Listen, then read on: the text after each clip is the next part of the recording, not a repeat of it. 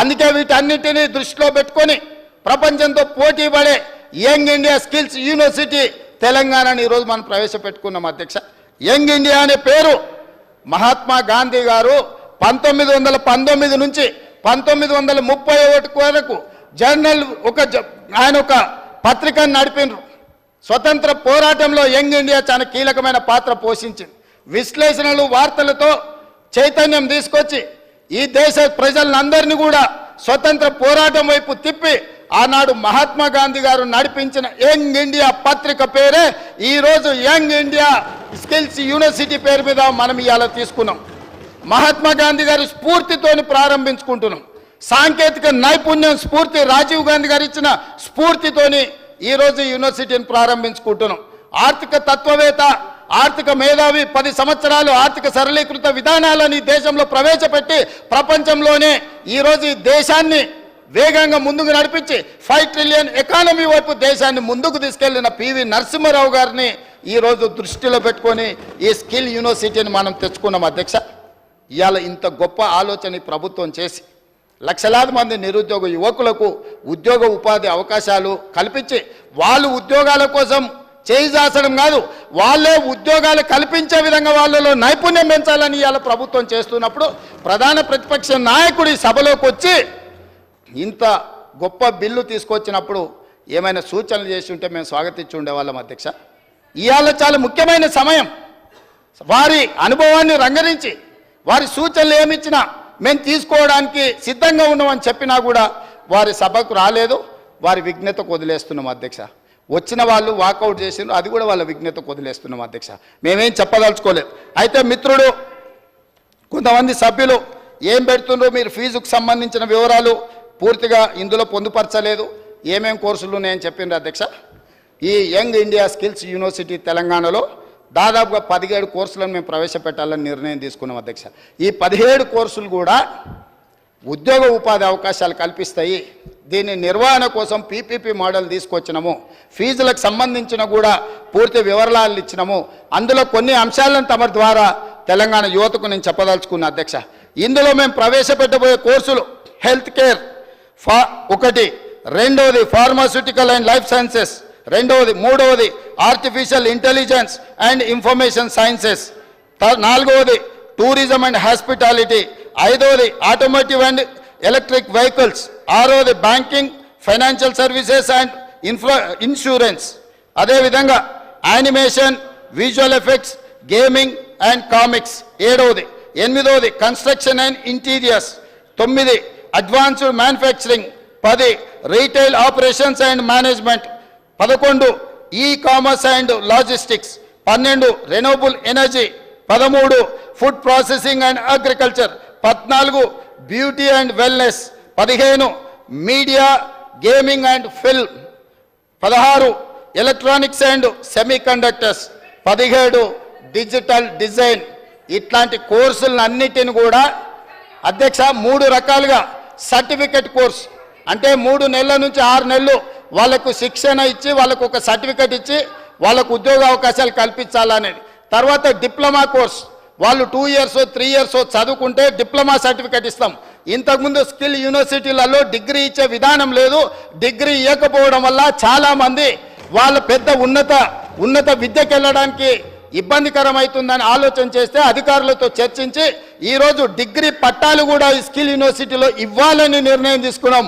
Degree పట్టా వస్తే వాళ్ళు భవిష్యత్తులో పీజీలు పిహెచ్డీలు చదవడానికి పునాదులు అవుతాయి. కాబట్టి ఇవాళ డిగ్రీస్ని కూడా ఇందులో ఇవ్వాలనే నిర్ణయం తీసుకున్నాం అధ్యక్ష.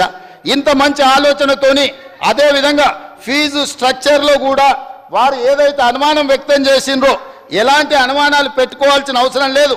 ఈ ప్రభుత్వం స్పష్టంగా ఫీ స్ట్రక్చర్ మీద వారికి నేను చెప్పదలుచుకున్నాను అధ్యక్ష. 42వ పేజీలో క్లియర్గా fee receipts estimates revenue from fees INR 170 crore across 3 years, assuming an average course fees INR 50,000.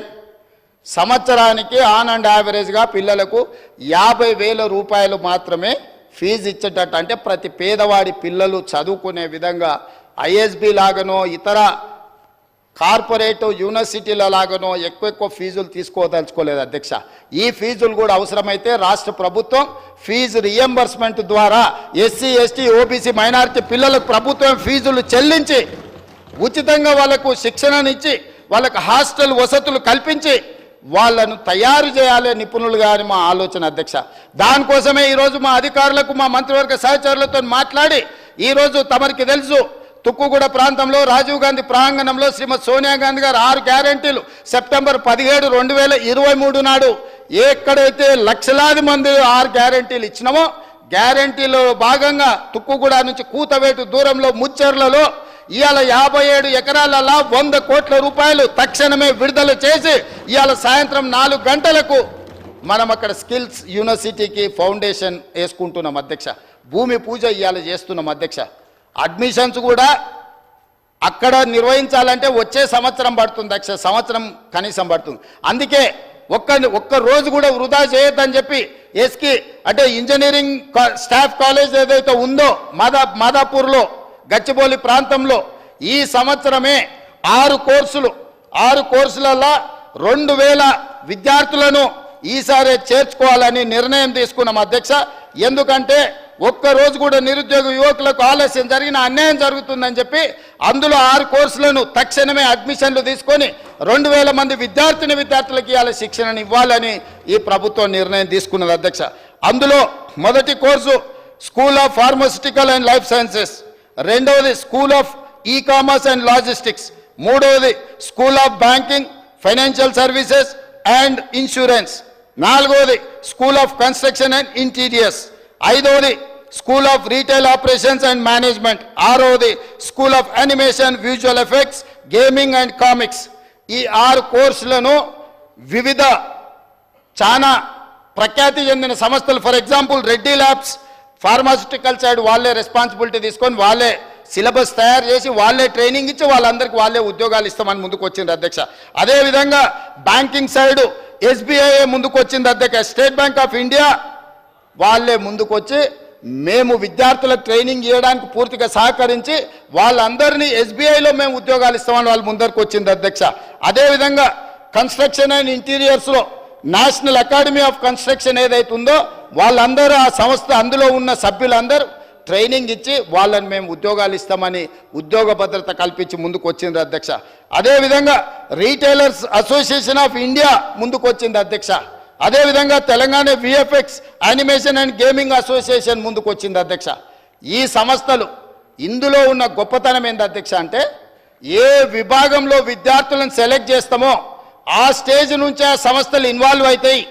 ఆ పిల్లల్ని చేర్చుకోవడం, వాళ్ళకి స్కాలర్షిప్లు ఇవ్వడం, వాళ్ళకి ట్రైనింగ్ ఇవ్వడం, ట్రైనింగ్ పూర్తయిన ఎంబడే వాళ్ళ సంస్థలనే ఉద్యోగాలు ఇవ్వడానికి ఈ సంస్థలన్నీ ముందుకు వచ్చినాయి అధ్యక్ష. వాళ్ళందరితో మాట్లాడుకున్నాం. ఇవాళ దీనికి ఛాన్సలర్గా ఒక వ్యాపారవేత్త అంటే ప్రముఖ జాతీయ స్థాయిలో గుర్తింపు పొందిన వ్యక్తులను పెట్టాలని, ఈరోజు చైర్మన్గా అలాంటి వాళ్ళని పెట్టాలని, జాతీయ స్థాయిలో ప్రసిద్ధిగాంచిన వైస్ ఛాన్సలర్లను నియమించాలని ఇవాళ ప్రభుత్వం నిర్ణయం తీసుకున్నది అధ్యక్ష. ఇది పబ్లిక్ ప్రైవేట్ పార్ట్నర్షిప్ అధ్యక్ష.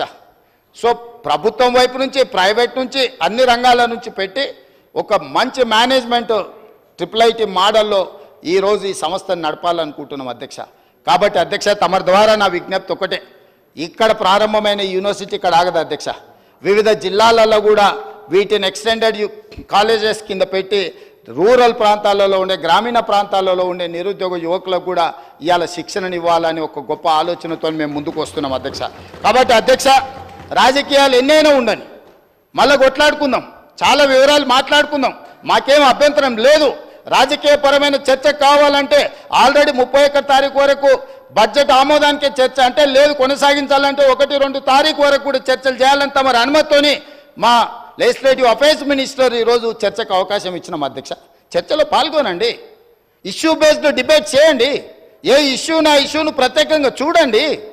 మీరు ఎందుకు రాజకీయంగా కలగాపులగం చేసి రాజకీయ ప్రయోజనం తప్ప ఇంకో ప్రయోజనమే లేనట్టుగా ఈ సమాజాన్ని తప్పుదో పట్టించే విధంగా ఎందుకు వ్యవహరిస్తున్నారు, ఎందుకు ప్రవర్తిస్తున్నారో నాకైతే అర్థం కాలేదు అధ్యక్ష. మేము బాధ్యతాయుతంగా ఒక బాధ్యత నెరవేర్చాలి, ఒక గురుతరమైన బాధ్యత తెలంగాణ లక్షలాది నిరుద్యోగ యువకులు ఇవాళ మా మీద పెట్టినారు. ఈ బాధ్యత నెరవేర్చాలని రోజుకు 18 గంటలు కష్టపడి ప్రపంచంతో పోటీపడి సాంకేతిక నైపుణ్యాన్ని పెంచి నిరుద్యోగ యువకులకు ఉద్యోగ అవకాశాలు కల్పించాలని పట్టుదలతో మేము ముందుకెళ్తున్నాం అధ్యక్ష. ఇవాళ పేపర్లలో రోజు చూస్తున్నారు కదా అధ్యక్ష, ఇంజనీరింగ్ చదువుకునే పిల్లలు గంజాయి సరఫరా చేసి దొరికిర్రు అధ్యక్ష. డాక్టర్లు చదువుకునే పిల్లలు గంజాయి సేవిస్తూ గంజాయి కొనుగోలు చేస్తూ ఇవాళ దొరికింది అధ్యక్ష. చిన్న చిన్న పాఠశాల పిల్లలు 6వ తరగతి 7వ తరగతి చదివే పిల్లలు, ఆడపిల్లలు మగపిల్లలు డ్రగ్స్కు బానిసలై ఇవాళ తెలంగాణ సమాజం అంతా వ్యసనాలకు బానిసలై గంజాయి డ్రగ్స్కు లోనవుతుంటే ఆ యువతను బయటికి తేవాలి, పని కల్పించాలి, వాళ్ళకి శిక్షణను ఇవ్వాలి, వృత్తి నైపుణ్యం పెంచాలి, ప్రపంచంతో పోటీ పడాలని ఇవాళ మా ప్రభుత్వం చేస్తుంటే అభినందించాల్సింది పోయి, సహకరించాల్సింది పోయి కాళ్ళల్లో కట్టబెట్టి కింద పడేసి ఈ చర్చనే జరగొద్దని, ఈ చర్చను తప్పుదో పట్టించాలని నిన్నగాక మొన్న మీ అందరి సమక్షంలో రైతు రుణమాఫీ 2వ విడత దాదాపుగా 1,50,000 వరకు ఉన్న రైతులకు 6,198 విడుదల మా ఆర్థిక మంత్రి గారు ఉప ముఖ్యమంత్రి గారు చేస్తే ఆ చర్చ ఎక్కడ జరగొద్దు, రైతులకు చేరొద్దని